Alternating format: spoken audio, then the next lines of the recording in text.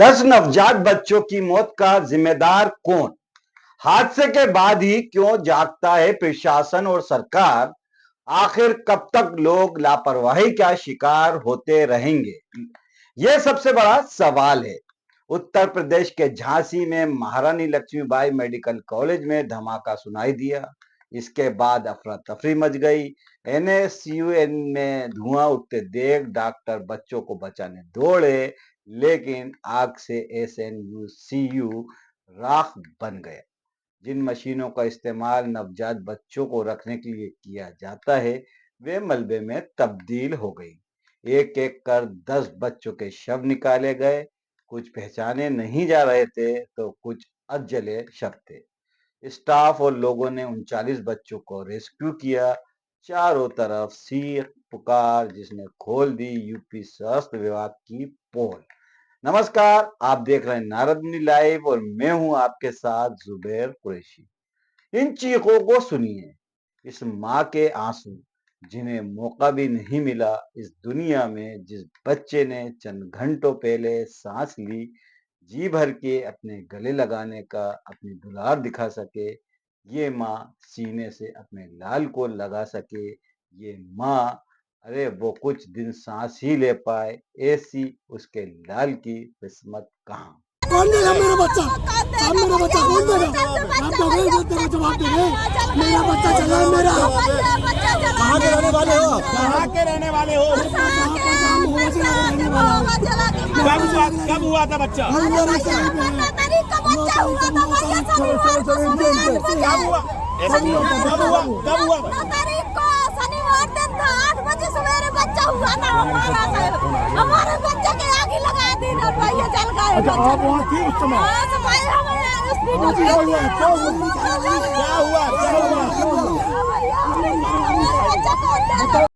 हर सांस को छीना गया, हर बच्चे को जलता हुआ देखा गया।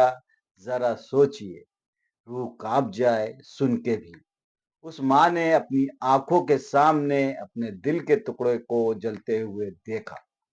जरा मोमबत्ती की लो पर हाथ रखिए, बर्दाश्त नहीं होगी फिर तो इन मासूम सी जान ने क्या बर्दाश्त किया, सोचकर भी रूह कांप जाए।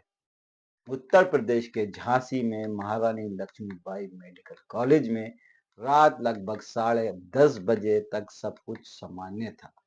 इसके महज 10 मिनट बाद ही वार्ड में जो कुछ हुआ, उसने सभी के रोंगटे खड़े कर दिए।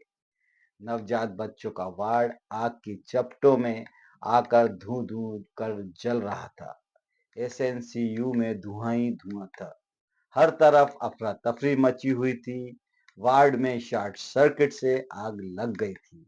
आग की लपटें वार्ड के बाहर चारों तरफ कोहराम मचा रही थी। अफरा तफरी का माहौल था। चीखें थी, रो रही माँ थी, हर तरफ बिखरा सामान था। कहीं चप्पल पड़ी थी, कहीं कुछ और सामान बिखरा था। मौके पे जो स्टाफ उपस्थित था मेडिकल कॉलेज के एनआईसीयू में, जो स्टाफ उपस्थित था उसके द्वारा जो प्रथम दृष्टया तथ्य आए हैं, उसमें लगभग 10:30 से 10:45 के बीच में जो एनआईसीयू है उसमें 2 चरण में एनआईसीयू, एक बाहर की यूनिट और एक अंदर की यूनिट। जो कम क्रिटिकल होते हैं वो बाहर की तरफ रहते हैं, जो ज़्यादा क्रिटिकल होते हैं वो अंदर की तरफ रहते हैं। तो जो अंदर की यूनिट है उसमें संभवतः शॉर्ट सर्किट से आग लगी, और उसके बाद जो बाहर की तरफ बच्चे थे वो लगभग सभी बचा लिए गए हैं, और अंदर के जो बच्चे थे उसमें से भी काफ़ी बच गए हैं।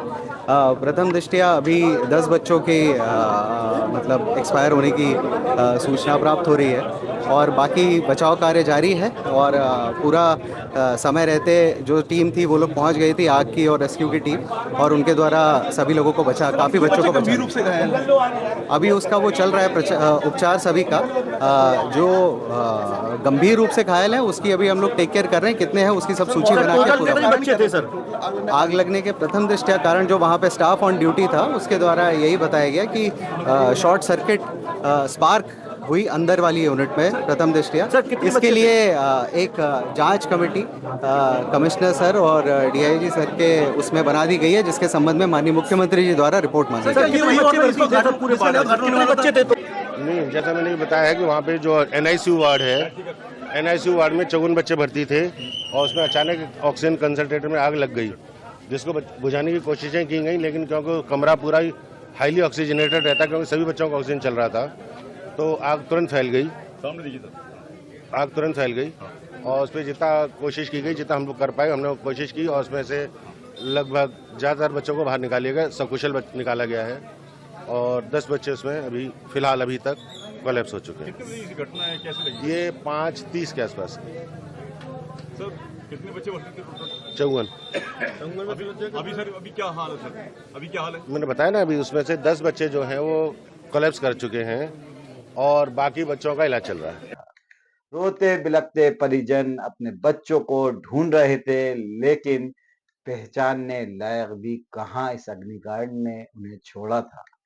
किसी का पोता था, किसी की पोती, कोई अपनी बच्ची ढूंढ रहा था, कोई बेटा।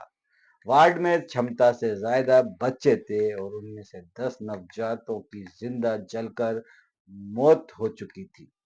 आग की लपटों को देखकर जहां डॉक्टर और अस्पताल स्टाफ अपनी खुद की जान बचाने के लिए भागम दौड़ कर रहा था, वहीं एक इंसान भी ऐसा भी था जिसने अपनी जान की परवाह किए खिड़की तोड़कर अंदर दाखिल हुआ और कई नवजात बच्चों को जिंदा जलाने से बचाया। इस इंसान का नाम है याकूब। नवजात बच्चों को बचाने में वह खुद भी झुलस गया। एक तरफ आग की लपटें और उसके बाद ये प्रार्थना और उम्मीद की मेरे बच्चे को कोई बचा ले, लेकिन उन 40 बच्चों में से 10 नवजात, जिनकी आग भी पूरी नहीं खुली थी, खुलने से पहले ही बंद हो गई। जिनको रेस्क्यू किया गया, अब उनका इलाज जारी है। आग लगने की सूचना से प्रशासनिक अधिकारियों में हड़कंप मच गया। मंडला आयुक्त से लेकर डीएम, सीएस और तमाम राजनीतिक नुमाइंदे अस्पताल पहुंचे। देर रात उप मुख्यमंत्री भी पहुंचे, जो विवादों में घिरे, लेकिन तब तक देर हो चुकी थी।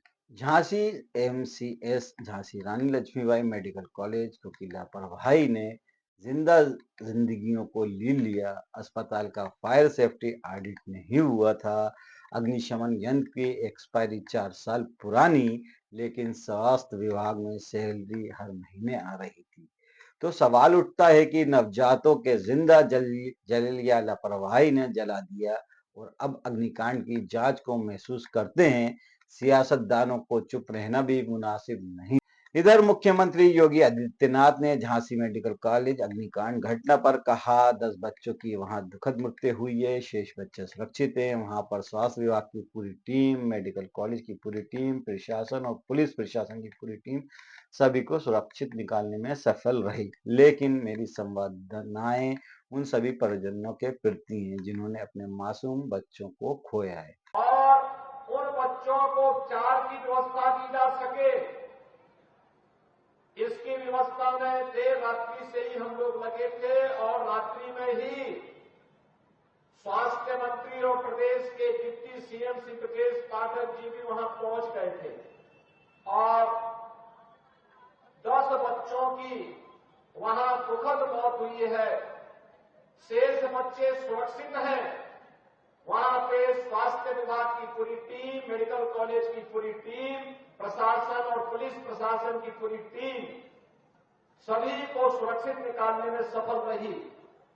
लेकिन मेरी संवेदना उन सभी परिजनों के प्रति है जिन्होंने अपने मासूम बच्चों को खोया है। अरे मुख्यमंत्री जी, संवेदना व्यक्त करने से कुछ नहीं होता। आप सबसे पहले उन दोषियों पर कठोर कार्रवाई करें जिनकी लापरवाही से इतना बड़ा हादसा हुआ। संवेदनाएं तो सब जाहिर कर रहे हैं, आप सिर्फ कसूरवारों को सजा दीजिए, क्योंकि आपकी संवेदनाओं से सिस्टम सुधर जाएगा क्या? मुआवजा उस रोते बिलखते परिजनों को उम्मीद दे पाएगा क्या? या उस बेसुध माँ की सुनी गोद को फिर से भर पाएगी आपकी संवेदनाएं? बहरहाल, इस हादसे ने उन 10 नवजात बच्चों के परिजनों को जो गहरा जख्म दिया है, वे जख्म तो कभी नहीं भर पाएगा। लेकिन दोस्तों, इन नवजातों की मौत का असली जिम्मेदार कौन है और उसको किस तरह की सजा मिलनी चाहिए, इस पर अपनी राय हमें कमेंट करके जरूर बताएं। और जो हमारे चैनल पे नए जुड़ रहे हैं या देख रहे हैं, वो चैनल को सब्सक्राइब करने के साथ ही बेल आइकन का बटन भी दबा दें। नमस्कार, जय हिंद।